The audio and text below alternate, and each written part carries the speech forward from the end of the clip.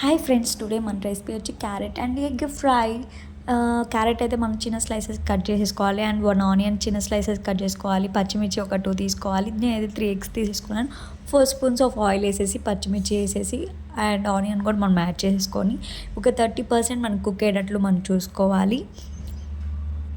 Next వచ్చేసి మనం క్యారెట్ని కూడా మనం యాడ్ చేయాలి. క్యారెట్ కూడా బాగా స్మూత్గా రావాలి మనకి, అలా మనం కుక్ చేసుకోవాలి. నేను బాగా మిక్స్ చేసుకొని బాగా మిక్స్ చేసేసుకొని మనం కొంచెంసేపు అయితే ఒక 70% బాయిల్ అవ్వడానికి మనం సిమ్లో పెట్టేసుకొని కుక్ అవనిద్దాం. నేనైతే 1 స్పూన్ వేసుకుని, ఎందుకంటే 1 స్పూన్ సాల్ట్ వేసుకుంటే మనకి బాగా కుక్ అవుతుంది, ఈజీగా కుక్ అవుతుంది. చూసారు కదా ఫ్రెండ్స్, ఒక 70% మనకి బాగా కుక్ అయిపోయింది.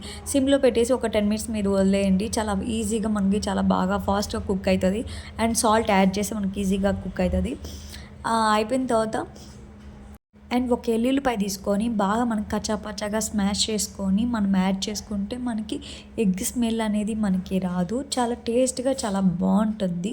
నేనైతే యాడ్ చేసుకున్న తర్వాత ఒక 5 మినిట్స్ మనం అయితే వదిలేయాలి. తర్వాత టర్మరిక్ పౌడర్ మనం యాడ్ చేసుకోవాలి 1 స్పూన్ అండ్ కారం 1 స్పూన్ యాడ్ చేసుకోవాలి.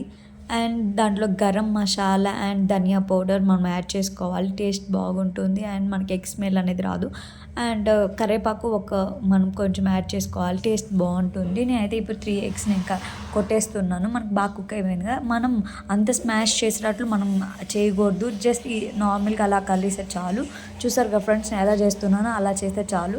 అండ్ ఒక 2 మినిట్స్ వదిలేసి మళ్ళీ మనం కొంచెం అటు ఇటు అలా అంటే మనకి, చూసారు కదా ఫ్రెండ్స్, మనకి బాగా ఎగ్ కూడా కనిపిస్తుంది, బాగా స్మాష్ అయిపోతుంది మీరు కలిపెడుతూ ఉంటే. చూసారు కదా ఫ్రెండ్స్, మనకి ఎంత టేస్ట్ అయితే సూపర్గా ఉంది. ఒక్కసారి ట్రై చేయండి ప్లీజ్.